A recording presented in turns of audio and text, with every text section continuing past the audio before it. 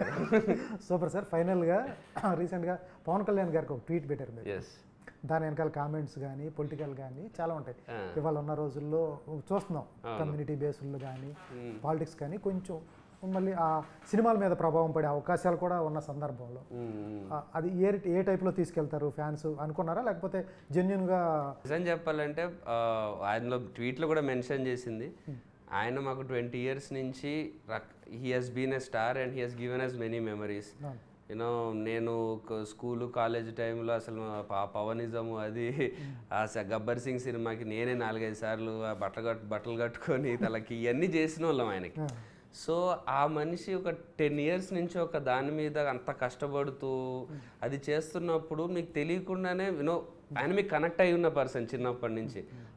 ఆ పర్సన్ ఆయన పర్సనల్గా ఒక 10 years నుంచి ఒక దాని మీద వర్క్ చేస్తున్నప్పుడు ఆ మనిషికి మంచి జరగాలి అని కోరుకోవడం ఒక మన నుంచి మీకు సపోర్ట్ ఉంది అంటే ఒక దాన్ని ఏమంటారు, ఒక చిన్న సపోర్ట్ లాంటిది అది. ఒక పెద్ద సముద్రంలో ఒక చిన్నది వాటర్ డ్రాప్ అనుకోండి, వాట్ ఎవర్, ఒక చిన్న సపోర్ట్. సో నాకు సంబంధం లేని విషయాలు మిగతావన్నీ, అందులో నాకు సంబంధం ఉన్న విషయం మా పవర్ స్టార్ 10 years కోసం దానికి పనిచేస్తున్నాడు, నేను ఆయనకి. ఎస్ అంతే. Super sir.